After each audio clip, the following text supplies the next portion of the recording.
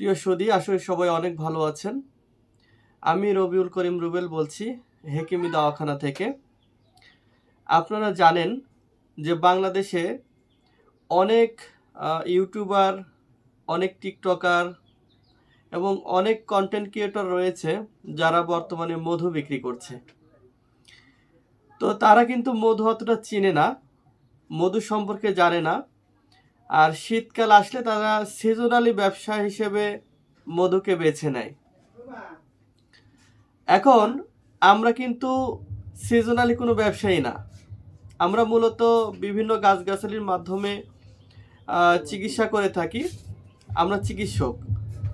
তো আমরা গাছগাছালি দিয়ে যে চিকিৎসা করি, এখানে হালুয়া বানাইতে হয়, মানে মদক বলা হয়, মদক তৈরি করতে হয়।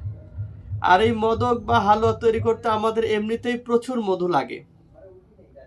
আর আমরা সারা বছরই মনকে মন, টনকে টন মধু সংগ্রহ করি এবং ওষুধ তৈরি করি। আমরা মূলত মধু বিক্রিকে এতটা প্রাধান্য দেই না, এই জন্য কারণ মানুষ মধু কেনার সময় স্বর্ণের চাইতে বেশি প্রশ্ন করে। এই মধু আপনি নিজে ভাঙছেন কিনা, ঢালের কিনা, চাষের কিনা, লিচু ফুল না বড়ই ফুল না হচ্ছে সরিষা, অথবা আপনার অনেকে বলে কালোজিরা ফুলের মধু কিনা, মানে বিভিন্ন ধরনের প্রশ্ন করে থাকে। আবার এই মধু ভালো হবে কিনা, জমবে কিনা, আল্লাহর কাছে ঠেকা থাকবেন, খারাপ হলে হাসরের মাঠে ধরা খাবেন, এই রকম প্রশ্ন করতে থাকে। তো ভাই দেখেন, এত কথার উত্তর দিয়ে মধু বিক্রিটা আসলে একটু কঠিন। তো আমি এটাই বলবো যে আমরা মধু নিয়েই কাজ করি, মানে আমাদের প্রতিদিনই প্রচুর মধু লাগে। কেন? আমরা ওষুধ বানাই। আর যেহেতু আমরা ওষুধ তৈরি করি, মধু আমাদের সাথে ভালো সাধারণ টিকটকার বা ইউটিউবাররা চিনবে না, ঠিক আছে? তো আমাদের কাছ থেকে যদি আপনি মধু নিতে পারেন, একদমই অথেন্টিক পাবেন। যদি আমি মধুর সেল পোস্ট আমি তেমন একটা করি না, কারণ ওই সুযোগটা আমাদের হয় না, কারণ আমাদের নিজেরই অনেক মধু লাগে। কিন্তু আমি দেখছি ইদানিং অনেকেই প্রতারিত হচ্ছেন। বিভিন্ন পেজ, বিভিন্ন টিকটকার, ফেসবুক থেকে আপনারা মধু কিনছেন এবং এই মধুটা কিন্তু আপনারা ভালো পাবেন না, কারণ তাদেরকে যা শেখানো হয়েছে বা ভিডিও তৈরির আগে যা বলা হয়েছে ওটাই তারা আপনাদের সামনে উপস্থাপন করে, ঠিক আছে? তো মধু যদি নিতে চান, ইনশাল্লাহ আমাদের কাছে যোগাযোগ করবেন, সব সময় ভালো মধুটা পাবেন। কেমন ভালো মধু? আমি নিজে যেটা খাই, ঠিক আছে? এই যে আমার প্রতিষ্ঠান, আমি কিন্তু এই যে আমার পাশে মধু রাখছি, এটা কিন্তু আমি নিজে খাই, ঠিক আছে? আমার বাচ্চা খায়, আমার বাবা খায়, ঠিক আছে? আমার ওয়াইফও খায়। তো দেখেন, এই মধুটা যে আমি খাই, এ মধু তো ভেজাল হবে না, কি বলেন? তো আমি যেটা নিজে খাই সেটা ইনশাল্লাহ আপনার হাতে তুলে দেব।